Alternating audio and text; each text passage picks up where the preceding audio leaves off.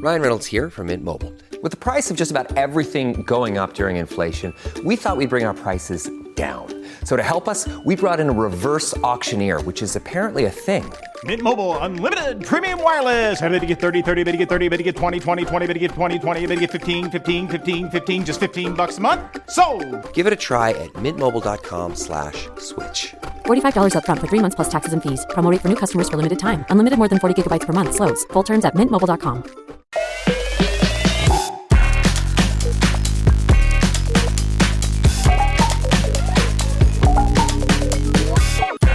Hi everyone, welcome to Good Follow. I'm Megan Reyes. I'm Katie Novotny. Katie, how are you? How's your week since I last saw you? I'm freaking fantastic. My week was good. Tell me about it.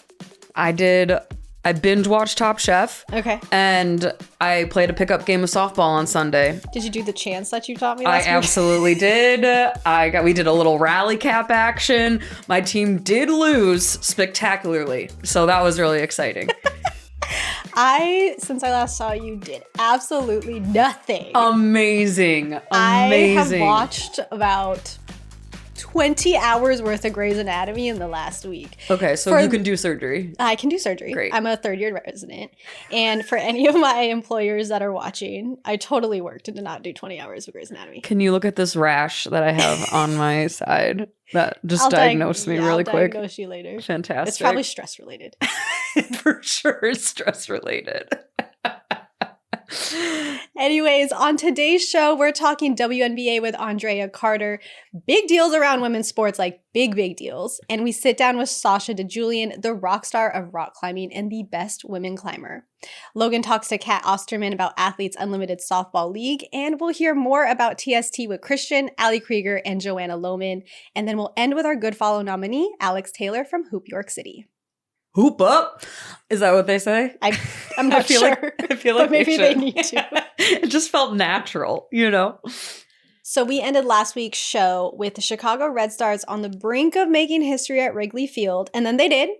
They ended up setting a new attendance record with 35,038 fans at the game. We have Miss Chicago herself here. How does this make you feel? Oh, my city showing up. It makes me so happy. But do you know who had the record before this? Yeah, it was Seattle Reign.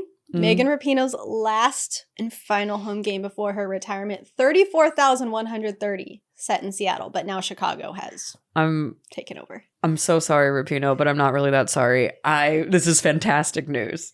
And this isn't surprising to me at all, and I think we need to do more of this. I want to see Angel City play at Dodger Stadium. Yes. I want to see Bay FC at Oracle Park where the Giants play. Absolutely. A ball kicked into McCovey Cove would be incredible. And Gotham should do what NYCFC does, play at Yankee Stadium.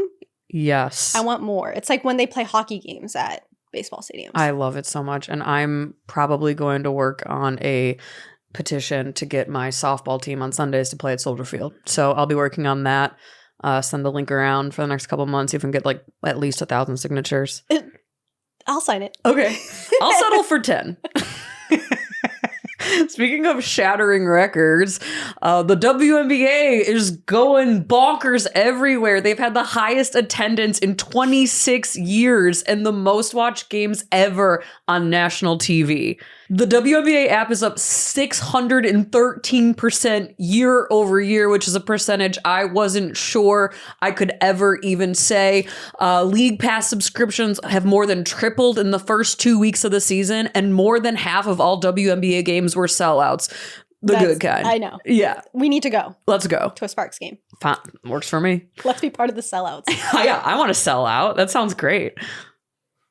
But, okay, a lot of basketball fans are pretty mad about, you've heard it, I've heard it, Caitlin Clark did not make the U.S. Olympic basketball roster. But honestly, you shouldn't be, because the roster is based on a ton of different factors, and the team that we do have is stacked. Listen, they're incredibly good, and I won't get too much into the discourse. However, I don't know who you leave off in place for Caitlin Clark, who is an alternate, but I don't know who you would remove from the current roster.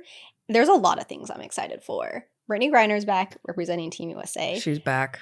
The Vegas Aces are a freaking cheat code because they have 4 people from their team, Kelsey, Jackie Young, Asia Wilson, Chelsea Gray, on Team USA. And this is also Kelsey's first Olympics on like a full standard basketball game because she was on the 3x3 in 2020.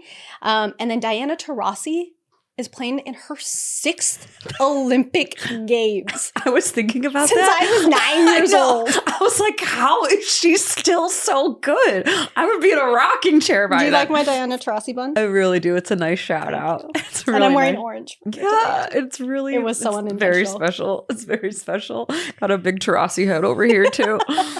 But basically, we can tell you that Team USA is highly likely to be claiming their 8th straight gold. So look out, Perry. They're bringing back more than just bed bugs. Did you say bed bugs? Yeah. We're going to bring back more than bed bugs in the 2024 Olympics. Yeah. Such a sick burn on Europe as a continent. I love it. Sorry. Speaking, it's right there. No, it's perfect. Let's talk about the opposite of gold standard, the Washington Mystics. They finally won their first game of the season. And yes, as a woman, I feel bad even saying that other women have lost, but they won 87-68 finally over the Atlanta Dream this week. Brittany Sykes was incredible. Ariel Atkins scored 18 points. But do you know what else is trending in the Washington Mystics news? I do, but please tell Goodfall audience. I will tell. The Mystics bottomless brunch. You heard that right. There is a bottomless brunch package that the Washington Mystics are selling. So on the topic of America and basketball, what is happening? On the topic of America and basketball, have you guys heard about the Washington Mystics and bottomless brunch? Pew, pew, pew! Can we insert the sound effect there? The Boozy Bonanza brings us to our newest segment. What is happening? This one goes out to the Mystics marketing mad genius. And first, I have to applaud them because at face value, they're truly giving the people what they want. A super fun and some might argue a little dangerous way to forget the Mystics have barely won a game. Although as long as you keep doing this promo, I'm pretty sure no one's gonna be paying attention to their record. But really, what is happening? A bottomless brunch before a basketball game?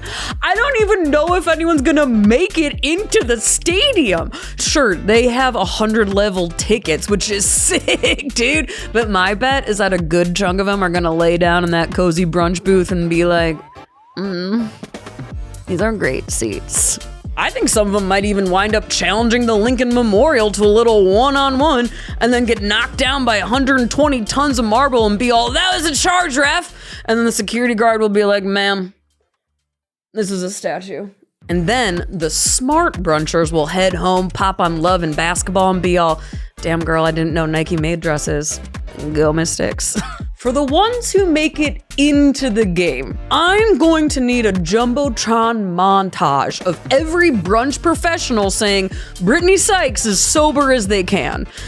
And maybe we challenge them to say it 5 times fast during the halftime show. So it ends up kind of sounding like Brittany Sykes, and that's how I'm hearing it. And let me tell you, first quarter's gonna be bumping. Second Q, bathroom lines will be unbearable. But by halftime, everyone's gonna be snoozing. We're gonna have to ask the players to keep it down, because the brunches are hitting the REM cycle and it's really important that they see this whole thing through. And then everyone who skipped brunch can just casually enjoy a very quiet, semi-private second half. You might even be able to hear the sweat beads drip onto the floors. One time, I went to bottomless brunch and then I went grocery shopping and wound up spending $250 on produce. There's something about bubbles that just makes me want to ruin my credit score. And I'm not the only one. Like, get them gassed up and those jerseys will sell, baby. Also, there is a part of me that thinks that the person who came up with this isn't a marketing person at all, but just Marjorie Taylor Greene finding another excuse to get drunk and yell at black women. Or maybe she just wants to shout, the gazpacho police are here, while Ariel Atkins shoots a free throw. Can we get a round of gazpacho for lunch? I love a cold soup in the summer. I am a little worried about the staff at the entertainment sports arena who are now given the great responsibility of serving these sloshed b-ball fans. Like, how many weird compliments have you gotten? Unwanted high fives? How many group pics have you been a part of against your will? You got a few thousand new best friends every week. Blink twice if you need help. But more importantly, for the bottom line, how many brunch heads have you been able to upsell? An extra ranch water here, an extra chicken tendy there. Have you seen any tears? Who's mad at who? Is Erica Kay pregnant and who is the father? Did Brianna and Jasmine break up or are they still together? Or are they on a break? I gotta know. Keep your ears to the ground. My DMs are open. Coming up next, Andraya Carter joins to talk WNBA and nothing. She literally talks about nothing, and trust me, it will make sense. Meg talks with top women's climber Sasha Digiulian about her upcoming documentary and how she gets her fingers so freaking strong. Stay tuned. Let's welcome in Andraya Carter, part of the Big Three trio on ESPN, covering all things women basketball, from this year's March Madness to all things WNBA. I'm so excited to have you. Thank you for joining us. Thank you. I miss Elle and Shanae with me, so we'll have to bring them in next time, but it's really cool to be here. I'm so pumped to talk to you about everything, but I want to start with all the rookies that have joined this year. There's so many. They're all so talented. Who are you loving? Who's a standout? Wow. Honestly, everybody's been amazing. Like, it's been really amazing to watch Aaliyah Edwards start to thrive in a bit of a new role. Obviously, we don't love to see injuries, but when opportunity presents itself for Aaliyah to have an opportunity is incredible. Obviously, the team is struggling. What Caitlin's been able to do, remarkable. Angel Reese, Cam Brink. To me, the rookies that really stand out, Kate Money Martin, with her opportunity on the Aces, has been unbelievable. And then, of course, my girl Rakia, because she's a Tennessee Lady Vol, I'm always just have a deep-rooted place in my heart where I'm cheering for her and want her to do well on a personal level. But watching this rookie class, that group in particular, it's just been so fun. Like, their roles on their team, the way they click with their teammates, the success that they're having, the fun it looks like they're having, even in challenges that are presented to them. Like, they're handling everything with so much grace. They're having fun out there. Like, they're all showing they were ready for this. And I think that's the most special part for this rookie class, because they transformed women's college basketball. And now the question was like, well, what are they going to do at the pro level? And they've showed they were ready for it. And I think that's super cool. The answer is a lot. They could do a lot. Yeah. And we're plenty. Seeing it. Plenty. We're seeing they could it. do plenty. Yeah. And you played with some of them, right? Well, I played with, oh God, no, I'm too old to play with this rookie class, but a lot of the players in the W I had an opportunity to play with, whether I grew up playing either with them or against them in AAU basketball here in Atlanta, or played against them in college, played with them on Team USA or against them in Team USA camp. So for me, competing, there are some where, they knocked me out of the NCAA tournament when I was at Tennessee. Shout out to Alyssa Thomas and Lexi Brown when she played at Maryland, and Bree Jones. I watched them and I'm like, yeah, that's still painful. Or still hurts. Jewel Lloyd gave me buckets on top of buckets when she was at Notre Dame. So I watch her and she's my friend, but there's still a little pain point there. But Always. For me, the W, like, those are my people, those are my girls, those are my friends, and I want all of them to do well. Like, in any game that I'm covering or any game I'm talking about or any series, I want everyone to play their best. So after you got injured, tell us what happened. Take us on that journey.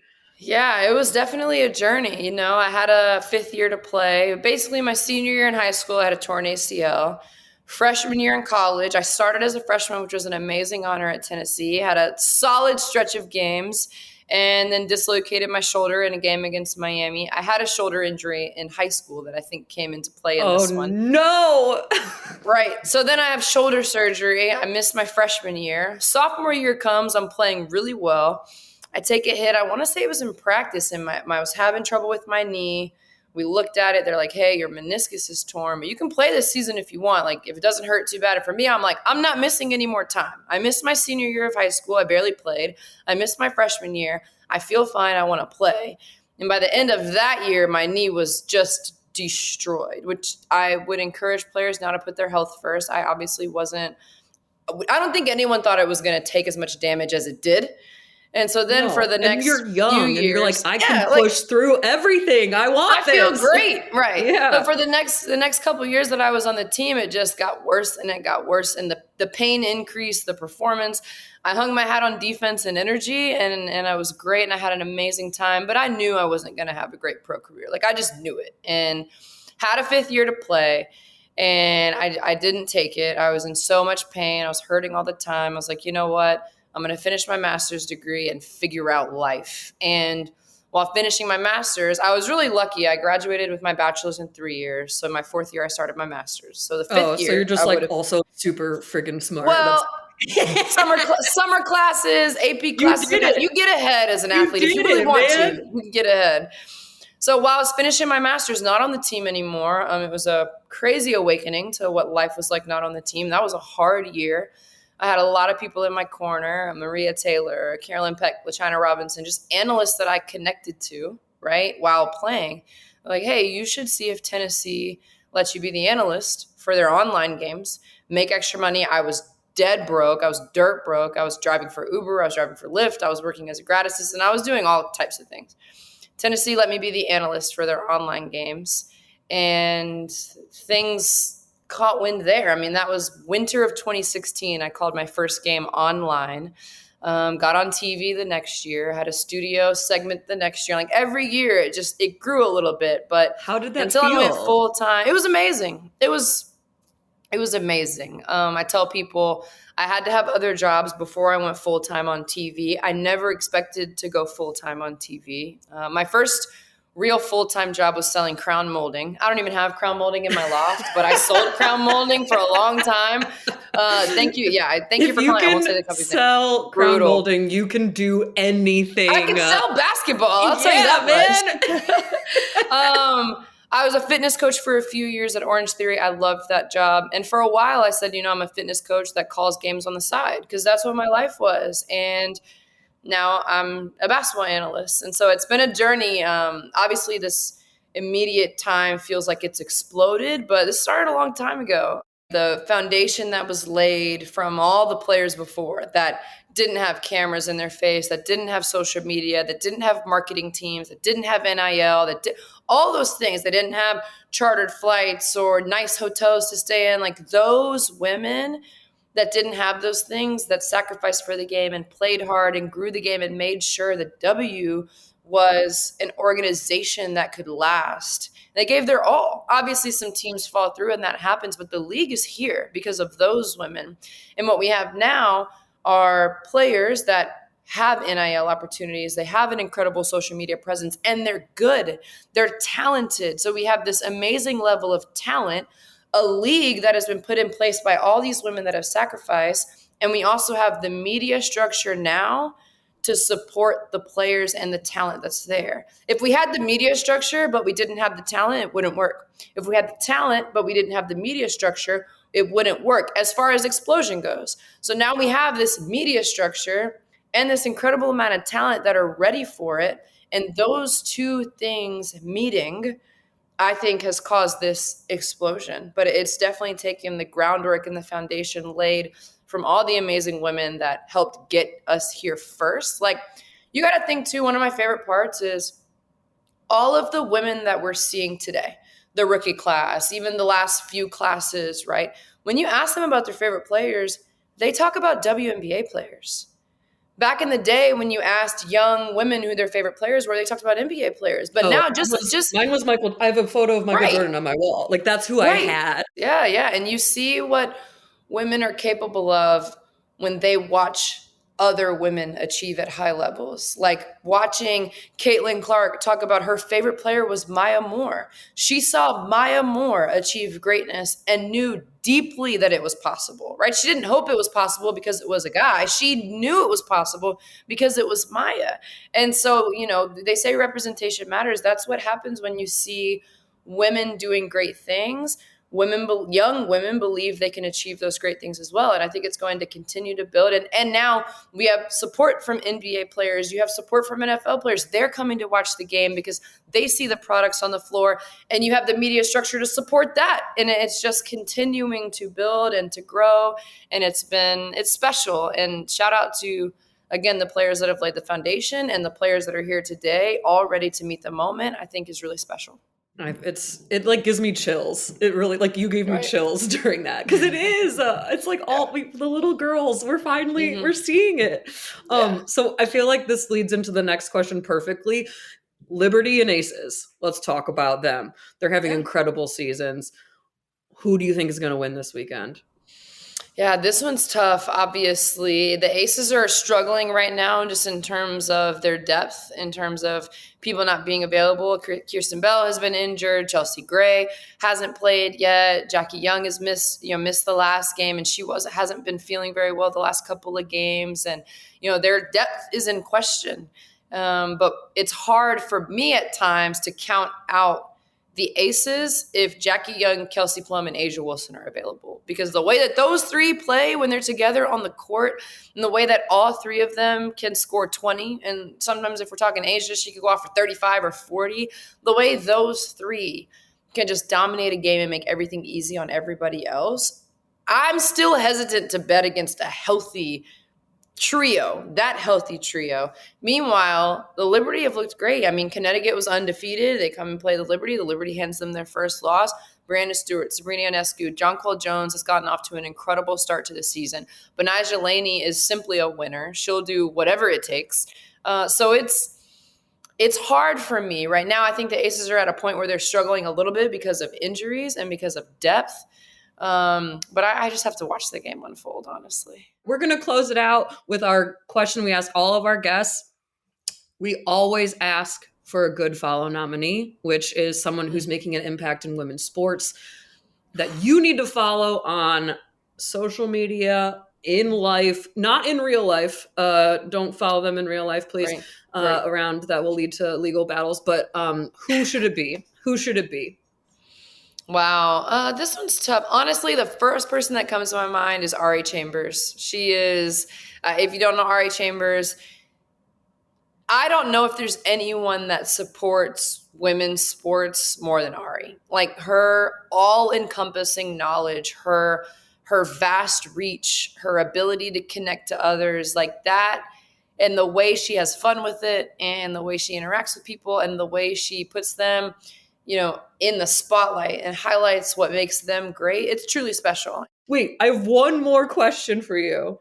Yeah. What's your pet snake's name? His name is Nothing, like capital N, like, hey, Nothing, hey, sweet boy, like that. His name is Nothing. It's from a book. I don't know if you're a reader. I'm a big reader. I'm a big book head. Oh, it's also a movie, but like when I was a kid, I read the book Perks of Being a Wallflower. It struck me very deeply in my middle school emo, the world is ending, everyone's again, like that just heavy emotional phase. And like, Simple I was like, Plan.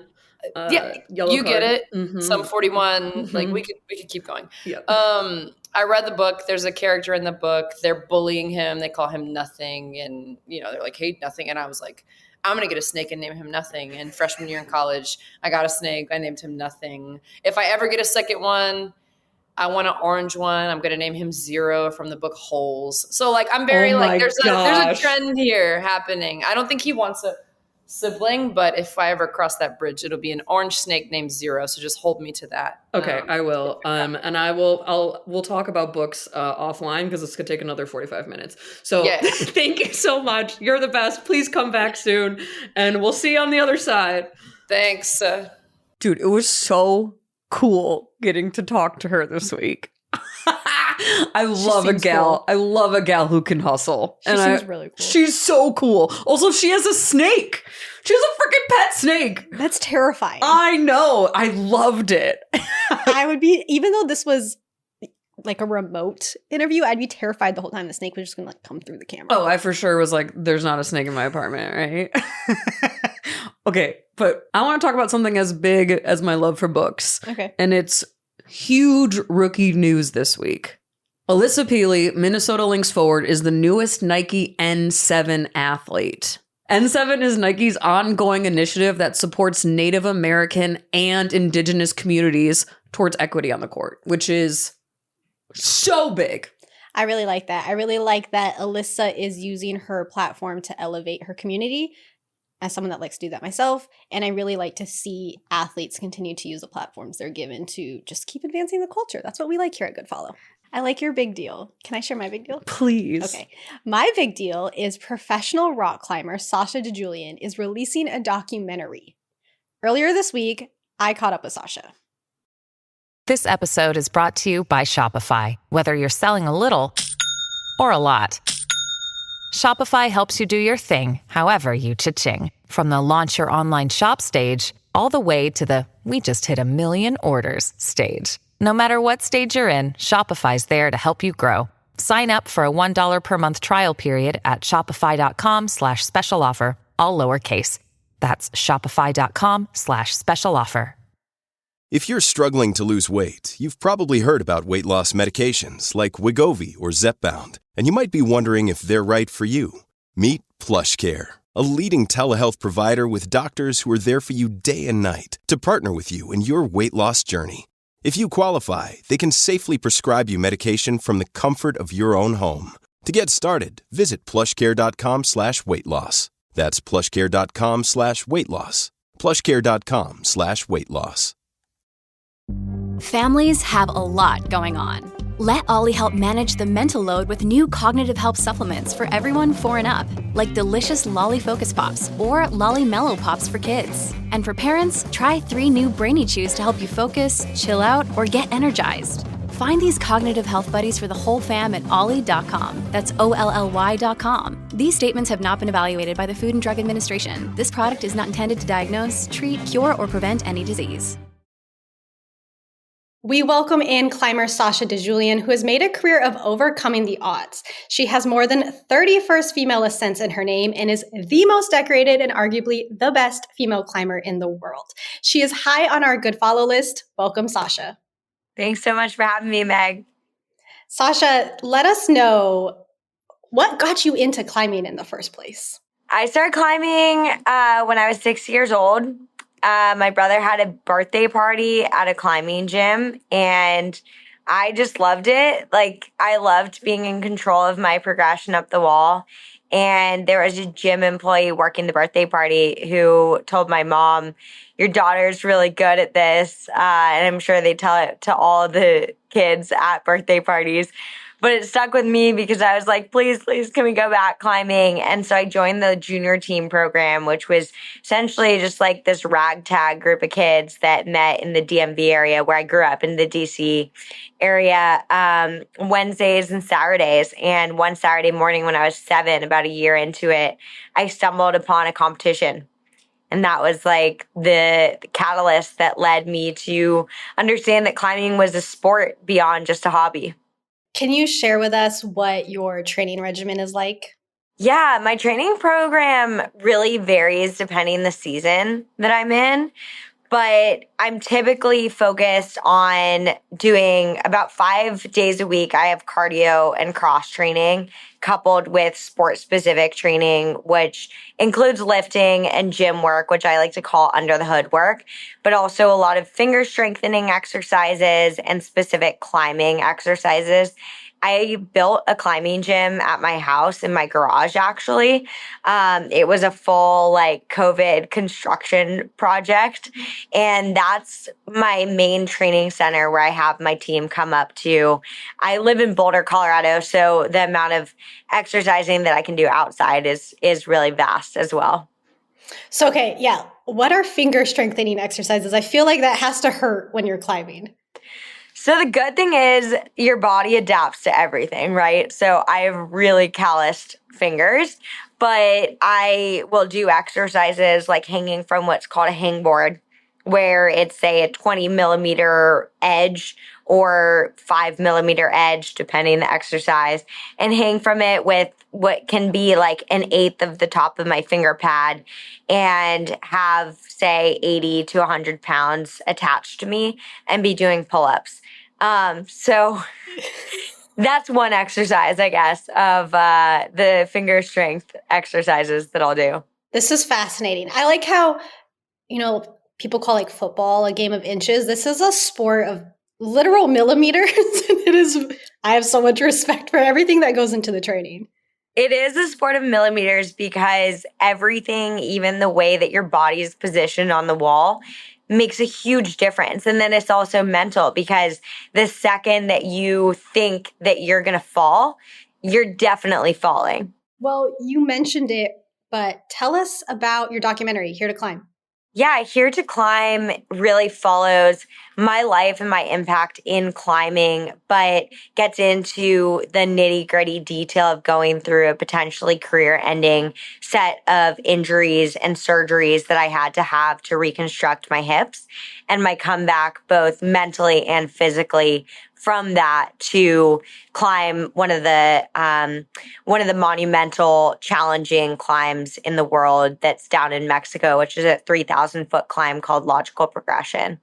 And the film does a really great job of showcasing the journey of the ups and downs of both women in sports and what we experience from pushback on social media to obstacles like an injury and also career building and how you can take your passion and turn it into your job.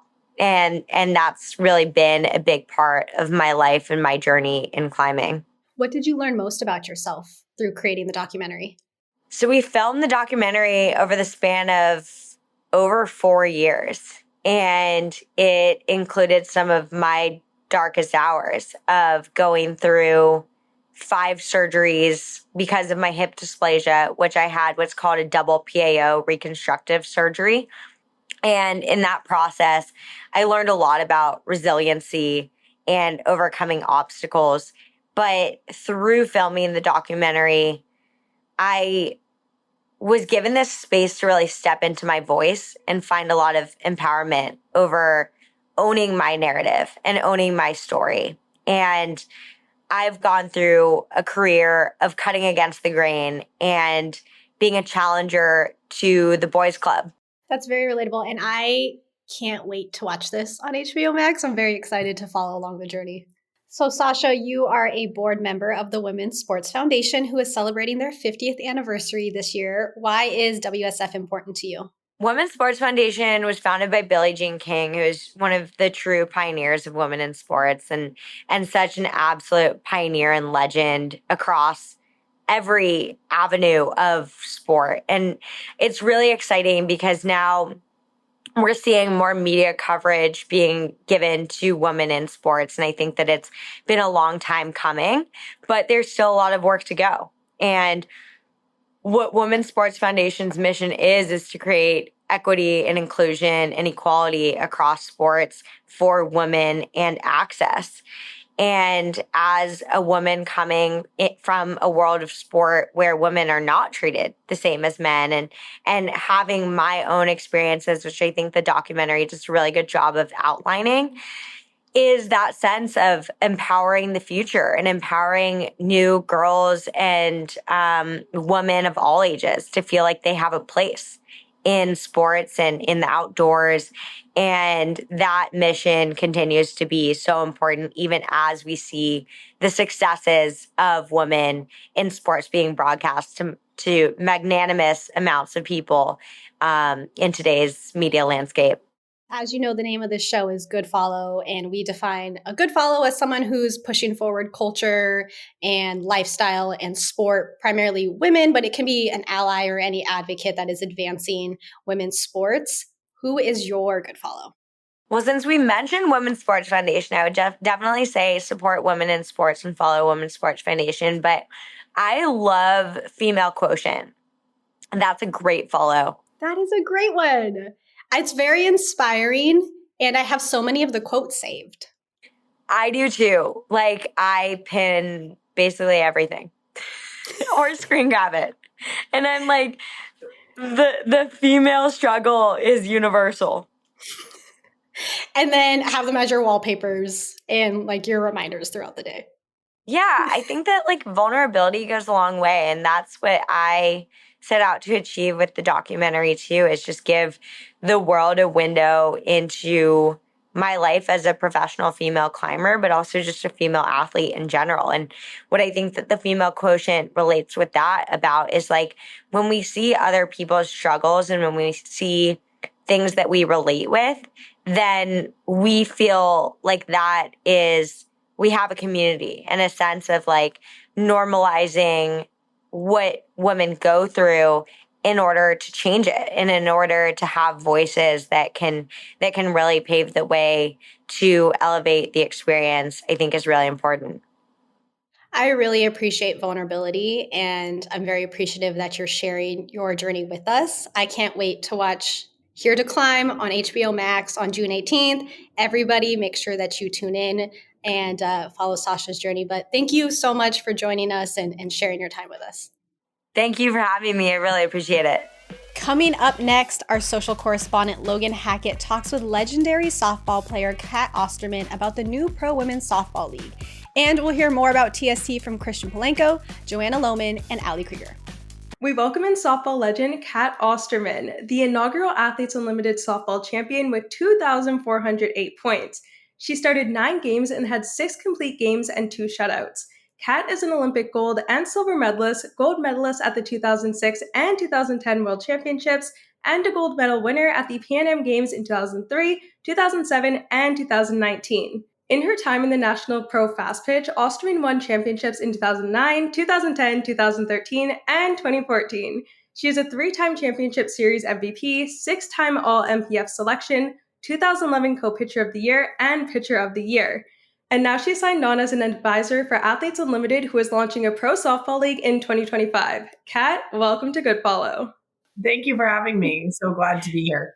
That bio is so impressive. You have me choked up. I mean, what is it like having such an amazing career like that?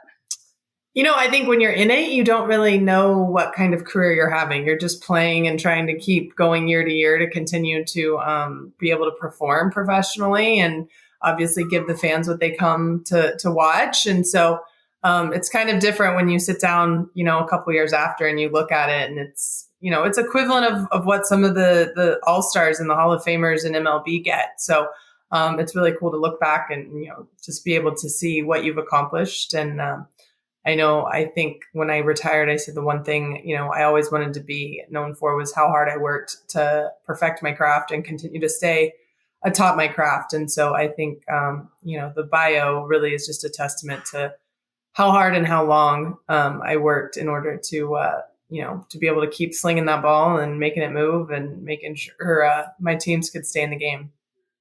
And we're coming off the heels of the Women's College World Series between your alma mater, Texas, and Oklahoma, where it reached 2 million viewers, which is the most in history. Why do you think there's so much momentum for the sport of softball right now? Well, I think it's twofold. One, I think women's sports in general is growing, and the fact that there are more opportunities for eyes to be on women's sports is allowing more fans to, join the fan base. I think, to be honest, when Athletes Unlimited launched in 2020 due to COVID, and obviously people couldn't get out and go about, but we were on ESPN. It allowed people to be able to, and even casual fans and even people that weren't softball fans were all of a sudden like, what's this?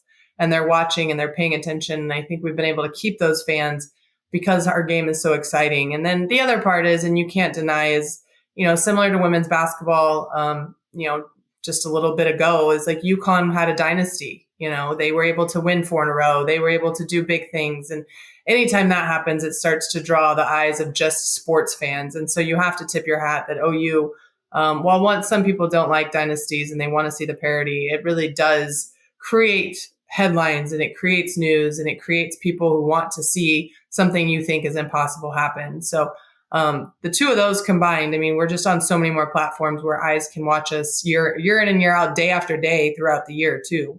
And that's been huge because I know growing up, I was lucky if I could find maybe 10 softball games on TV throughout the year. So now it's like you can watch 10 in a weekend. My goodness, I love that. And with Paris 2024 coming up and softball not in it, what are your thoughts on that? It's unfortunate. I think it's such a dynamic sport in the fact that you have so many different athletes that can play and be successful at it.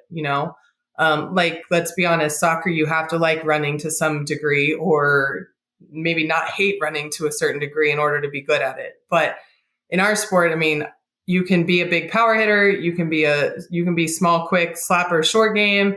You can be like myself, who just wants to pitch and doesn't want to do any of the other stuff. So it just allows so many different types of athletic girls to have success. And I think when you eliminate that out of the Olympics, it's just heartbreaking because, one, that's like, depending on how many teams you invite, 6 to 8 teams. So that's anywhere between 48, 62-ish girls, women that could be inspiring the next generation globally, and you're eliminating them off the platform. And so it's heartbreaking because I think our sport, one, is more global than people give it credit for. And like I said, too, it just allows girls to look and find somebody who looks like them, plays like them, some sort, to be able to truly, have a role model. But on the bright side, it is coming back for LA 2028. It will be in the US. What are you most looking forward to with that?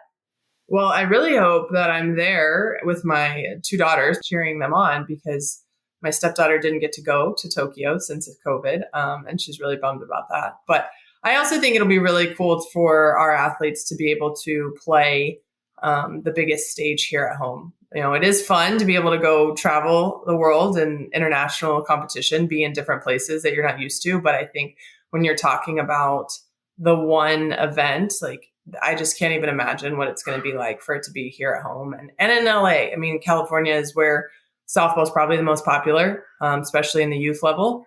And so for that event to be there in LA, it's going to be huge. And hopefully I get a ticket to get a seat, and we're in there with our face painted and bells and whistles on. And although you've hung up the cleats, you're still a part of Athletes Unlimited, who just announced that they're launching the Athletes Unlimited Softball League in 2025. For those unfamiliar, can you tell us a little bit more about the structure? Yeah. So, one, I've always said, like, even from season 1, as soon as I was done, I wanted to stay involved in Athletes Unlimited some way, somehow. I love what John and Jonathan have done. They obviously took the innovative model first, which I think really just it grabbed eyes. It grabbed eyes. It allowed them to maintain consistency. Obviously, it's always in Chicago, and just really start to garner a following first. And so our sport in softball really, it does have a dire need for a very consistent, quality, traditional league. You mentioned I played in the MPF. That folded. There is a WPF.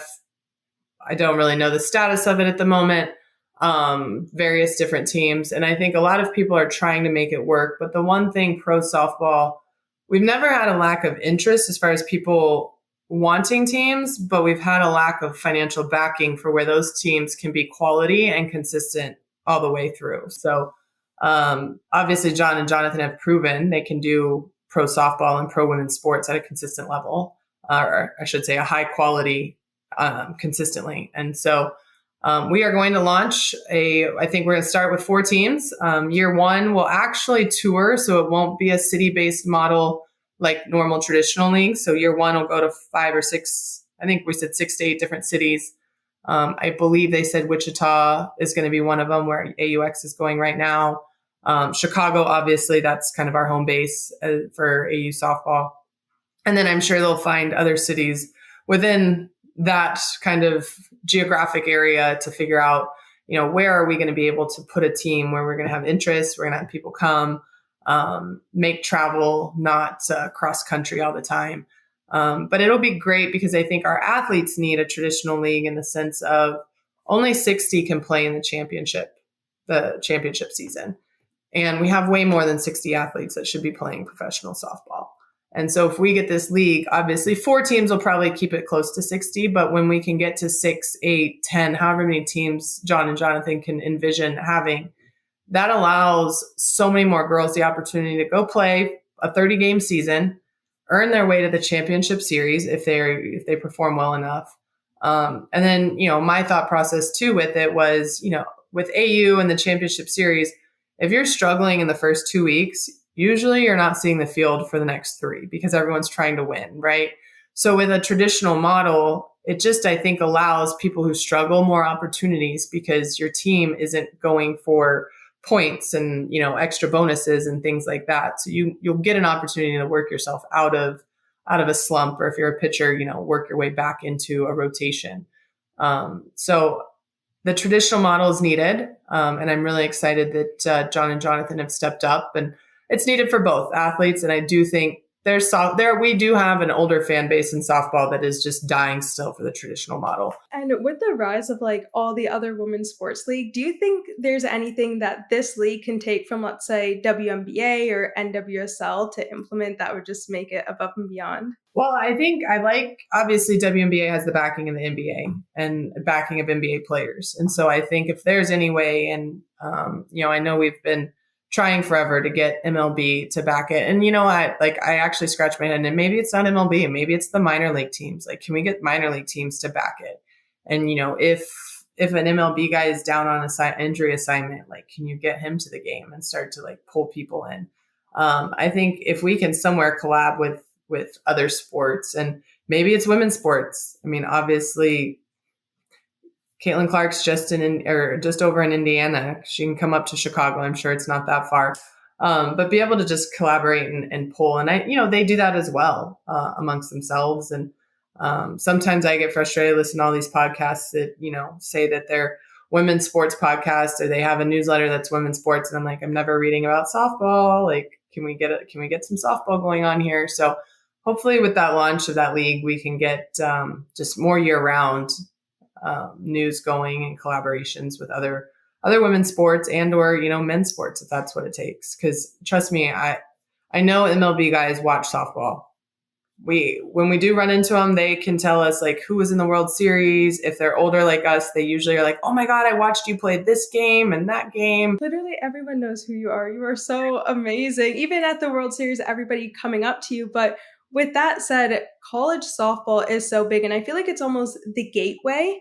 So what would a league like this mean to not only players, but fans as well who are looking for something more? Well, I think college softball has a huge fan base, and usually it revolves around, someone's loyalty to their school or their university. But what this allows, it allows that fan to now follow that athlete into the professional realm. And I think with what Athletes Unlimited has already established as far as the partnerships with ESPN for airing games and streaming games, the marketing where people know what Athletes Unlimited is, now these fans will be able to follow, because I know for the longest time we played and people would be like, there's a pro league? And I'm sitting here I played in it for 8 years. Yes, there's a pro league. And it was in existence for 10 before me. But now that Athletes Unlimited has already made its name in the professional sports realm, especially obviously for female athletes, I think it'll allow those fans to start to be driven to watch this traditional model where they can see their athlete play every single day. It's so much fun, but we love introducing our fans to new game changers. So we want to ask, who is your good follow?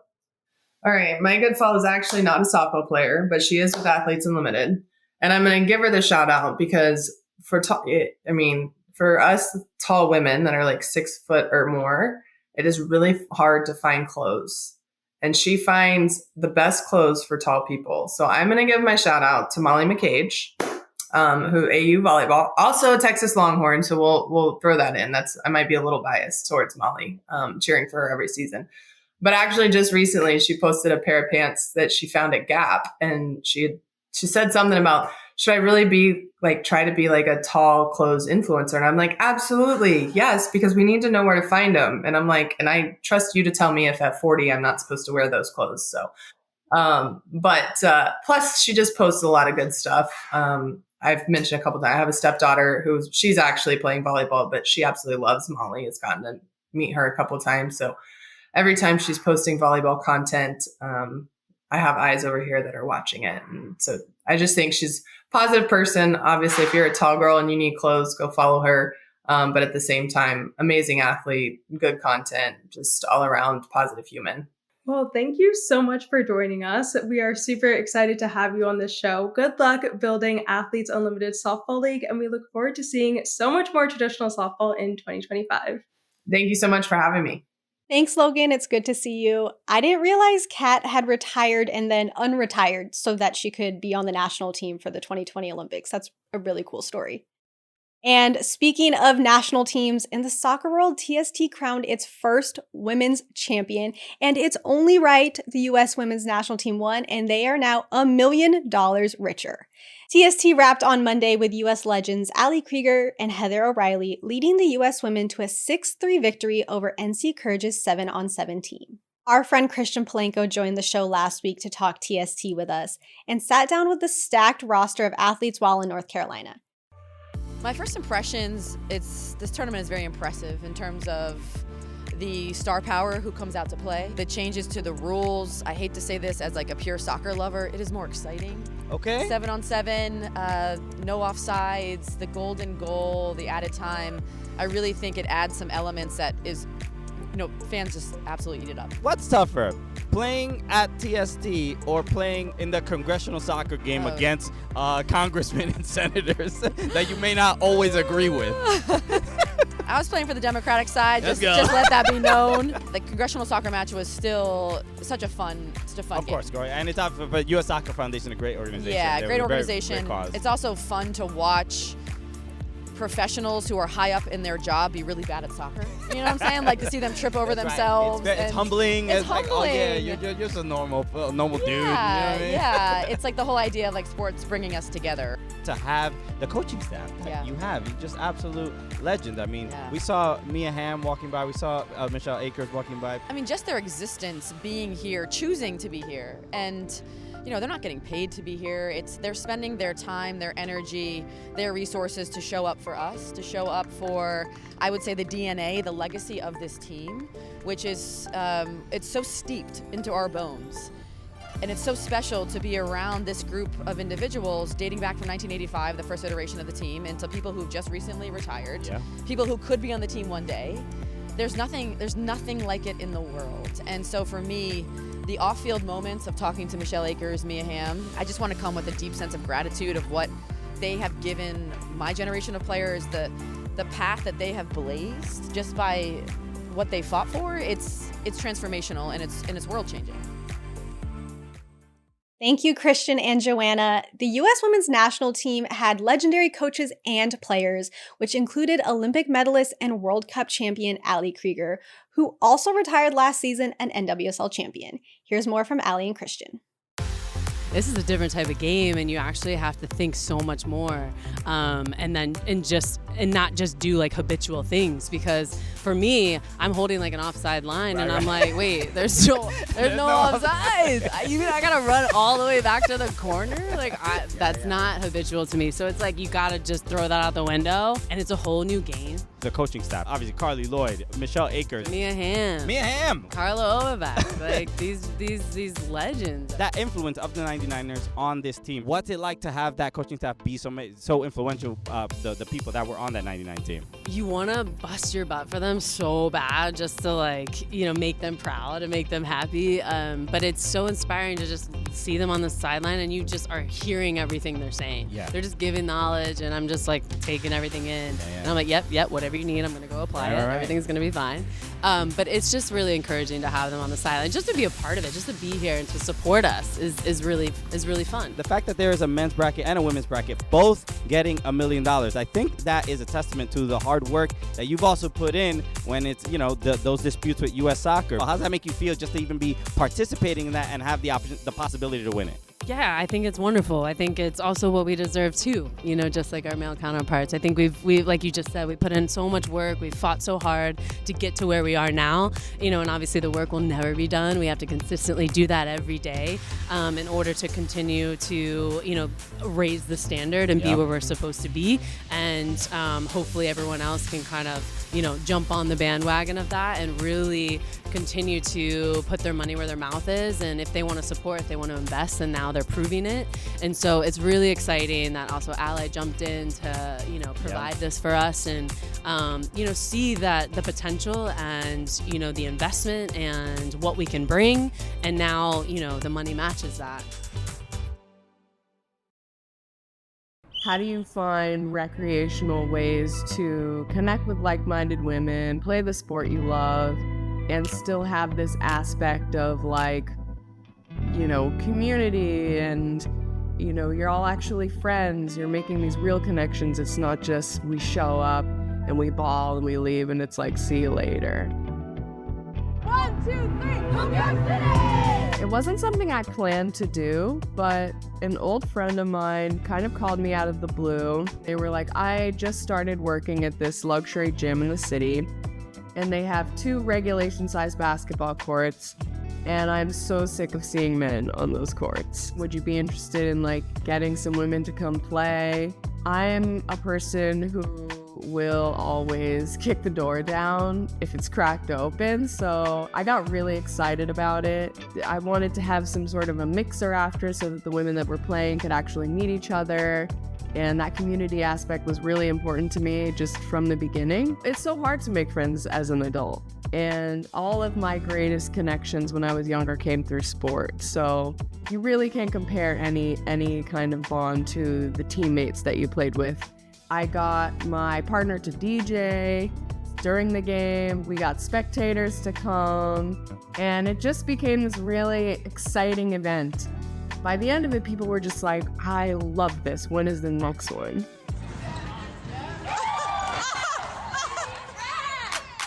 I would say the primary goal is, and always has been, always will be, to carve out space for women in the world to exist together without the male gaze, without judgment, without all of the things I think that challenge us on a daily basis in the world itself.